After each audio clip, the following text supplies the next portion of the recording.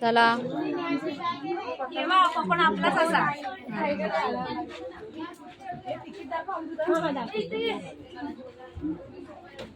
चला या काका 2 मिनिट या हाय करा. हा नेले जातात. या पाण्यावर आमचा नारळी पोफळीच्या बागाने उन्हाळी भातशेती होते. उन्हाळी भातशेतीला पाणी भरपूर लागते. तेवढे पाणी प्रत्येक गावात उपलब्ध असते. ग्रामदेवतेनंतर पाणवठा हे एकमेव ठिकाण असते ज्या ठिकाणी संपूर्ण गाव एकत्र येतात. लहान मुले मासेमारी आणि अंघोळीसाठी, गावातील स्त्रिया पाणी भरण्यासाठी किंवा कपडे धुण्यासाठी, तसेच गुराख्यांसारखे व्यावसायिक गुरांना पाणी पाजण्यासाठी या ठिकाणी. म्हणजे 2 मिनिटं हात साईड. मध्यवर्ती केंद्र हा आमचा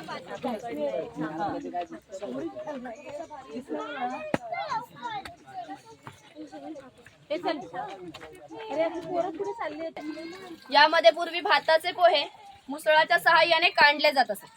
यावरून तुमच्या लक्षात येईल की पूर्वीचे जीवन किती कष्टमय होते आणि हजारो वर्षे ते याच पद्धतीने जगले गेले.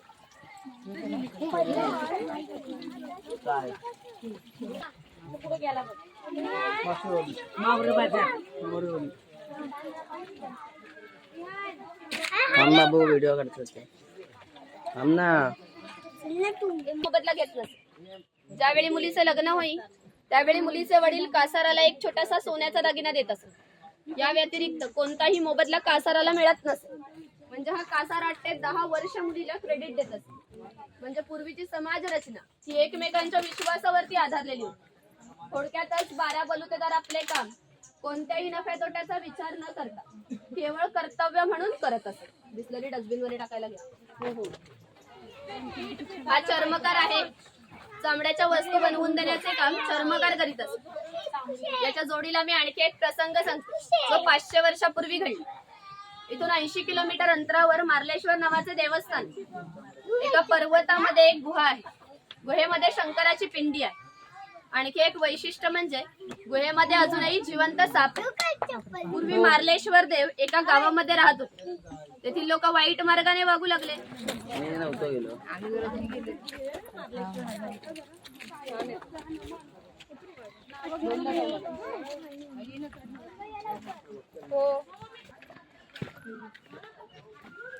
तिकडे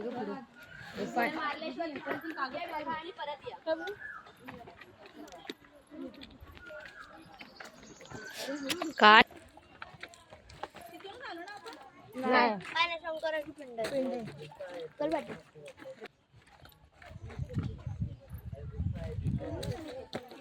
अरे थांब ना बाबा.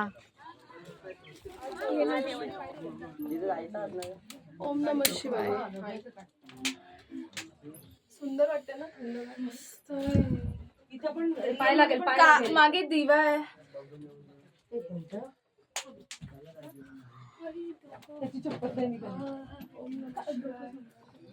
खाली बघ बाळ. बाबू बाळ किती छान. इथंही लोखंडाचं केवढ्या मोठ्या मोठ्या संघायला खाली ते व्हिडिओज पाहिजे होता.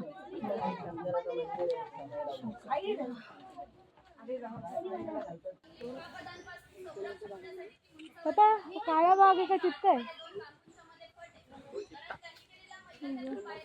असं वगैरे. बघिरा बघिरा बघिरा बघिरा.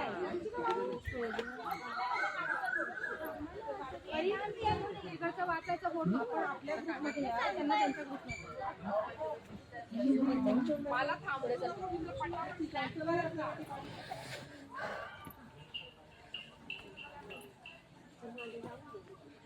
हा घ्या तुम्ही आता.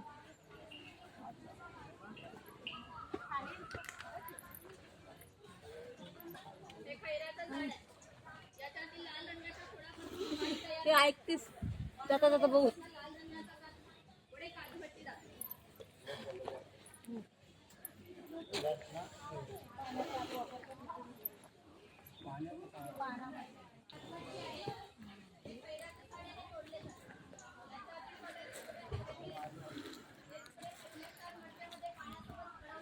मस्त मसाले आहेत, लाकडी खेळणी आहेत. काही खरेदी करणार असाल तर करू शकता.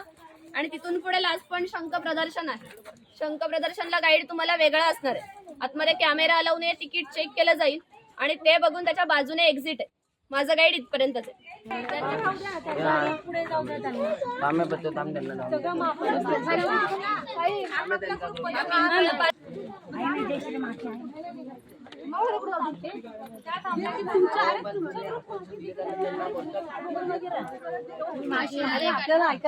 या शिलालेखावर लिहिलेली कविता कवी माधव यांनी 100 वर्षापूर्वी लिहिली. चिपळूण येथे झालेल्या पहिल्या कोकण मराठी साहित्य संमेलनामध्ये या कवितेला कोकणाची प्रातिनिधिक कविता म्हणून स्वीकारण्यात आली. कवितेमध्ये कवीने कोकणच्या ती जितकी सुंदर आहे तितकेच आपले कोकणही सुंदर आहे. ही गुहा काळाचे प्रतीक आहे.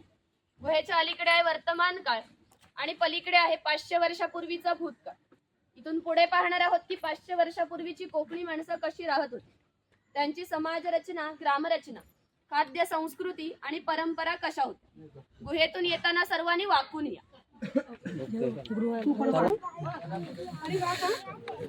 आपण पुढे गेलो, आपल्याला पुढे बोलवले नाही वाकू शकत. तिथे गेले पुढे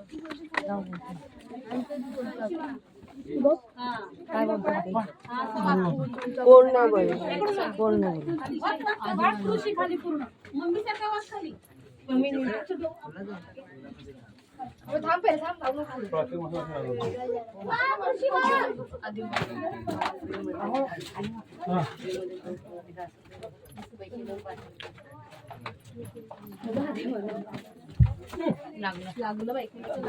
लागलं काका? मला काय लागतंय नुसतं पप्पा.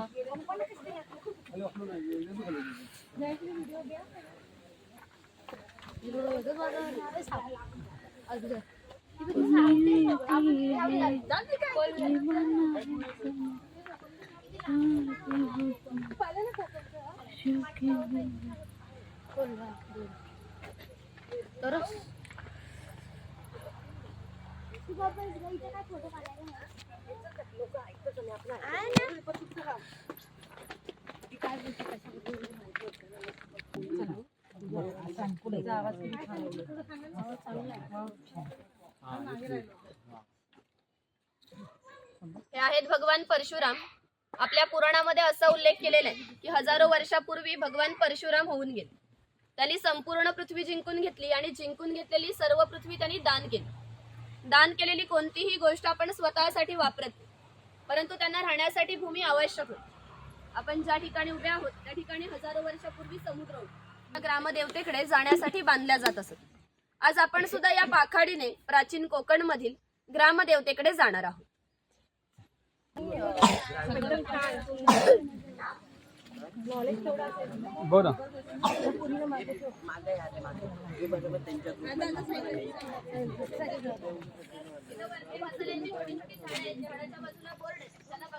इकडे बघा, पाठीमागे जावा आणि बघा त्याच्यामध्ये बघा, पाठीमागे जावा थोडस पाठीमागे. थांबा इथं खालती थांबा का तुम्ही, पायऱ्यांवरती जाऊन फोटो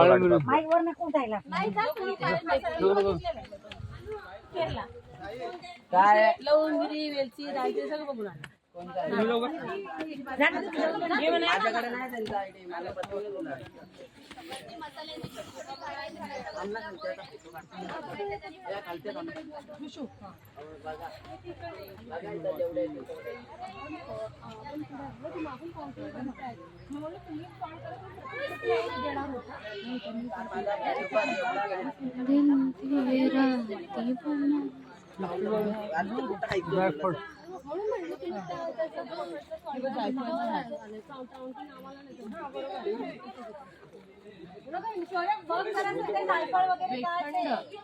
नुसते घाई आहे आपल्यामध्ये.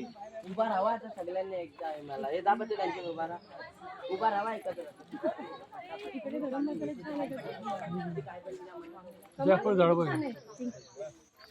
बारीक झाड आहे ते. बाबूबाई खाली बघा.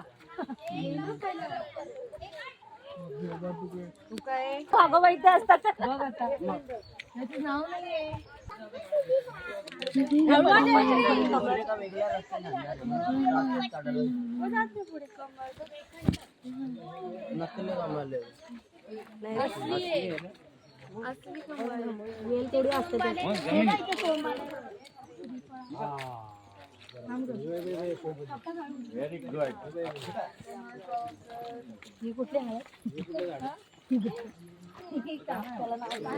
त्याला नाव नाही.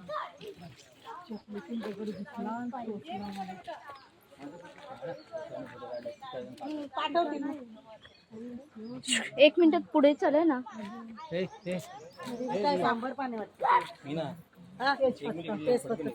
अमृता, अमृता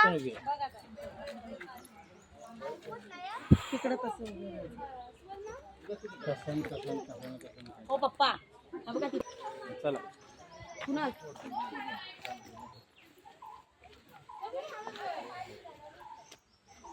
कढीपत्ता झाड कढीपत्ता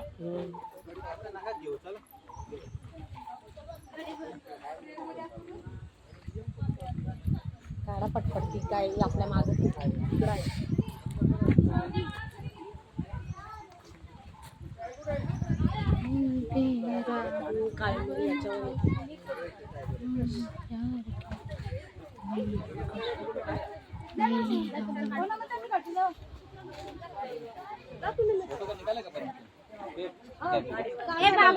आयडी दिए त्याला घालते तिथं एक मिनिट साईड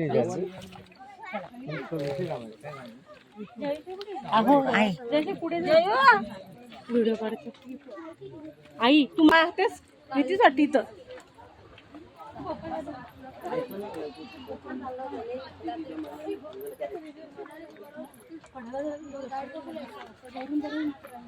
आई नीट ग तुम्ही दोघ जण एकमेकांना पकडा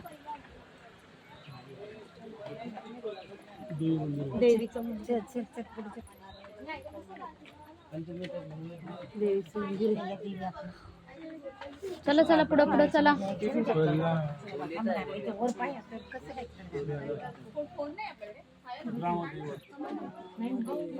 या पलीकडून खालून रस्ता आहे. तुम्ही लोकांना ऐकलं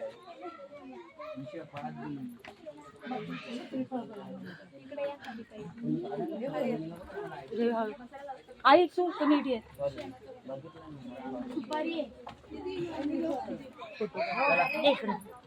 पारंपरिक वाद्य आहे. लाकडी ढोल आणि मातीचे 2 ताशे आहेत. ताशांचा खालील भाग हा मातीपासून बनवला. ताशे 110 वर्षापूर्वीचे जुने आहेत. वाजवणारे कसबी असतील तर यांचा आवाज 1 ते 2 किलोमीटर पर्यंत जातो. पूर्वी याचा वापर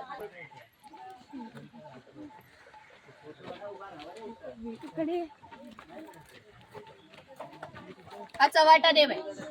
असं म्हणतात की कोकणात भरपूर भूतं असतात. तर कोकणवासियांची अशी श्रद्धा आहे की हा देव त्यांच्यावरती नियंत्रण ठेवतो. म्हणून शिमग्याच्या वेळेला याला गाऱ्हाणे घातले जाते. तसेच पशुबळी सुद्धा दिले जाते. आणि हे विरगळ आहे.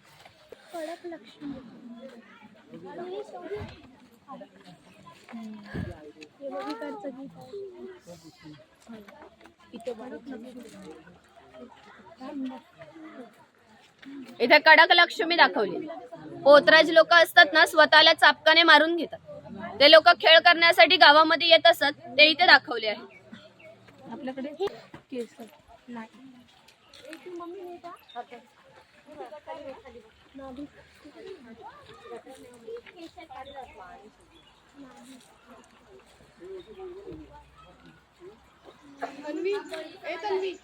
कोळी समाजाचे लोक समुद्राच्या इतके जवळ राहतात. समुद्राच्या भरतीचे पाणी यांच्या घराला लागून जाते. एवढी छोटी होडी घेऊन हे लोक 8 ते 10 तास खोलवर समुद्रामध्ये मासेमारी करतात. कधी कधी समुद्राच्या हा एक मिनिट व्हिडिओ घेऊ दे मला. तरी हे लोक कुशलतेने होडी बदलवतात आणि पहाटेच्या विचारी करत. आपल्याला युट्यूबला टाकायला होईल.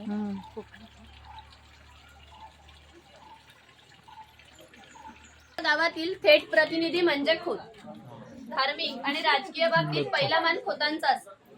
हे खोत गावचे प्रमुख असत. गावात न्यायदान करणे, महसूल गोळा करणे, कायदा आणि सुव्यवस्था सांभाळणे ही कामे खोतांची असतात. ही खोतांची बायको आहे. कोकणी स्त्रिया सुंदरही होत्या आणि शूरही होत्या, परंतु त्यांना स्वातंत्र्य. इथे खोतांची 2 मुले आहेत. ते आपला परंपरागत खेळ सोंगट्या खेळत आहेत. हा खेळ महाभारतामध्ये धर्मराज आणि दुर्योधन यांच्यामध्ये द्यूत नावाने खेळला गेला.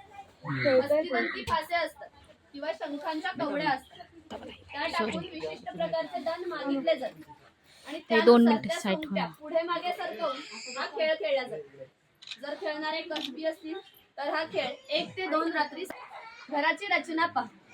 खोत ज्या उंचवट्यावरती बसलेत त्याला ओटी म्हणतात. गावातील मान्यवर लोक ओटीवरती बसतात. ही समोर आहे ती पडवी. सर्वसामान्यांनी पडवीला बसायचं. खोतांच्या उजव्या बाजूला असायचे देवघर, डाव्या बाजूला स्वयंपाकघर. खोतांच्या मागच्या बाजूला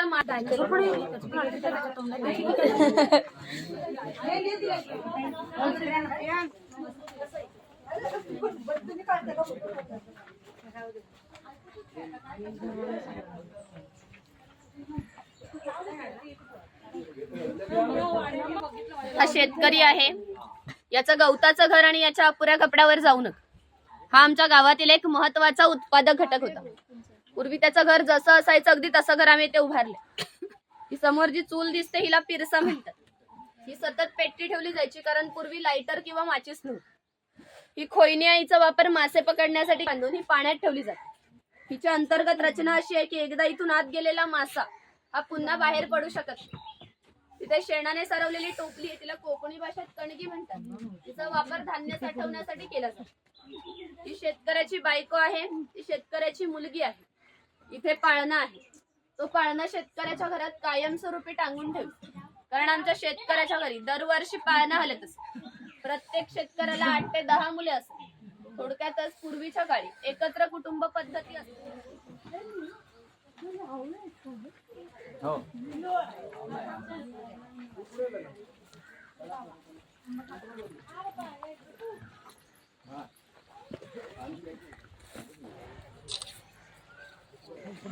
साखरमाणी साखरमाणी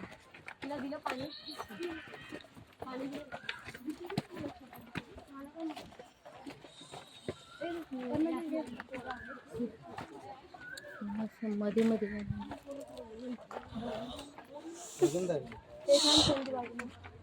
त्याला रोळी म्हणजे हे सगळं ते रोळून लग्नाला विजय कोण? अच्छा विजय लांडे. त्याला विजयला 1200 गाडीवर अच्छा अच्छा 1050 भेटले का? अच्छा. या लाटेला आडव्या लाकूडाच्या तऱ्हेने बांधले जाते जेणेकरून लाट उभी राहते. या ठिकाणी जोखडाला बैल बांधला जातो आणि आडव्या लाकडावर दगड ठेवून तेही स्वतः यावर बसतात आणि हे सर्व वजन घेऊन हा बैल गोल फिरवला जातो. त्यामुळे आतील खोबरे रंगून त्याचं तेल निघतं. तर हे तेल भरून काढायचं असेल तर सर्व बाजूला करून आतील ते हाताने भरून काढले जाते. चादरीमध्ये धान्य टाकून निघते तर घेरटामध्ये भात टाकले जाते. तेव्हा तांदूळ बाहेर